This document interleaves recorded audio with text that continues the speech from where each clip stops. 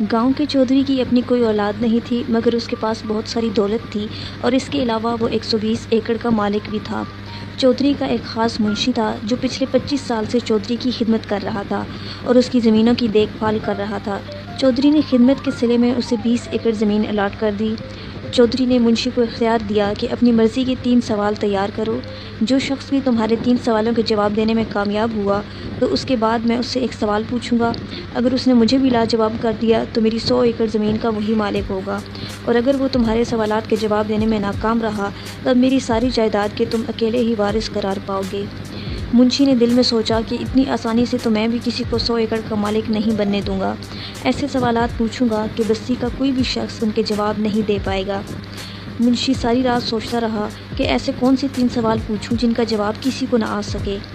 صبح ہوئی تو گاؤں میں منادی کرا دی گئی کہ اگر چودھری کی جائیداد کا وارث بننا ہے تو سوالوں کے جواب دینے کے لیے چودھری کی رہائش گاہ پر آ جاؤ۔ سارے گاؤں والے چودھری کی رہائش گاہ پر جمع ہو چکے تھے۔ ہر شخص کا یہی خواب تھا کہ وہ 100 ایکڑ کا مالک بن جائے۔ چودھری نے منشی سے کہا کہ سب کے سامنے آؤ اور پنڈال سے اپنے سوال پوچھو۔ منشی سامنے آیا اور سب گاؤں والوں سے مخاطب ہوا کہ میرے 3 سوال کے جواب دلیل سے دو۔ پہلا سوال ہے کہ جب دروازہ کھولا جاتا ہے یا بند کیا جاتا ہے تو دروازے سے آواز کیوں آتی ہے؟ سب دیہاتی ایک دوسرے کا منہ دیکھنے لگے کہ یہ کیسا سوال ہے۔ ہر کسی نے اپنی دلیل سے جواب دیا، مگر چودھری کو کسی کی دلیل پسند نہ آئی۔ گاؤں کا ایک کمہار جو ذہانت میں اپنی مثال آپ تھا، اس نے جواب دیا کہ دروازہ کھولتے وقت آواز اس لیے آ رہی ہوتی ہے کہ دروازہ اپنی زبان میں کھولنے والے کو تلقین کر رہا ہوتا ہے کہ اندر داخل ہونے سے پہلے اجازت طلب کر لو اور داخل ہوتے ہی سب کو سلام کرو۔ چودھری کو کمہار کی یہ دلیل کافی پسند آئی اور باقی لوگوں نے بھی اس جواب پر اسے داد دی۔ منشی نے اپنا دوسرا سوال پوچھا کہ زمین کا مرکز کہاں پر ہے؟ کمہار نے جواب دیا کہ زمین کا مرکز یہاں ہے جہاں اس وقت میں کھڑا ہوں۔ اگر آپ کو تسلی نہیں ہے تو زمین کے کسی بھی کونے سے پیمائش کر کے تسلی کر لیں۔ منشی کمہار کا یہ جواب سن کر لاجواب ہو گیا۔ منشی نے اپنے تیسرا اور آخری سوال پوچھا کہ یہ بتاؤ میرے سر پر بالوں کی تعداد کتنی ہے؟ کمہار نے جواب دیا کہ آپ کے سر پر 40 کروڑ 2,20,000 بال ہے۔ منشی نے چیخ کر کہا کہ یہ کمہار غلط بیانی کر رہا ہے۔ کمہار نے کہا اگر آپ کو لگتا ہے کہ میں غلط بیانی کر رہا ہوں تو بے شک آپ اپنے سر کے بال گن کر تسلی کر لیں اور اس بات کی تصدیق کر لیں کہ میں سچا ہوں۔ چودھری کمہار کی حاضر دماغی پر بہت حیران ہوا۔ منشی نے چودھری کی طرف دیکھا کہ اب آپ ہی میری مدد کریں اور اس باکمال کمہار سے کوئی ایسا سوال پوچھیں جس کا جواب یہ نہ دے پائے۔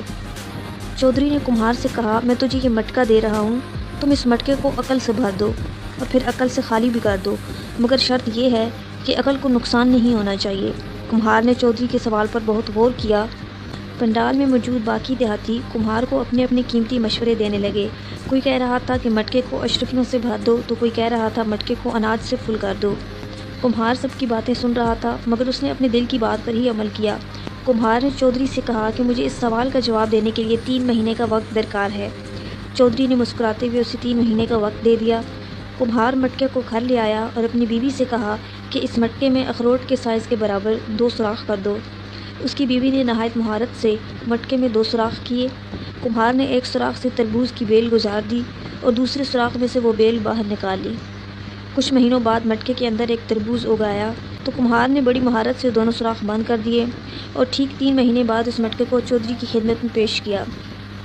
چودھری نے جب دیکھا کہ اتنا بڑا تربوز مٹکے کے اندر پڑا ہے جبکہ مٹکے کا منہ چھوٹا سا ہے تو وہ بہت حیران ہوا اور یہ کہنے پر مجبور ہو گیا کہ یہ مٹکا تو واقعی عقل سے بھرا ہوا ہے۔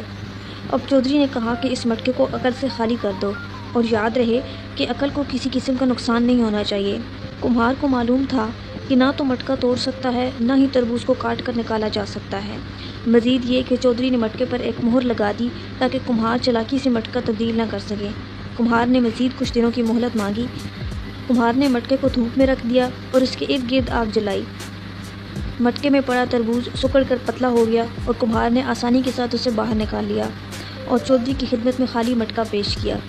چودھری نے کہا تم نے واقعی مٹکا عقل سے خالی کر دیا، لہٰذا 100 ایکڑ کی زمین تجھے الاٹ کی جاتی ہے۔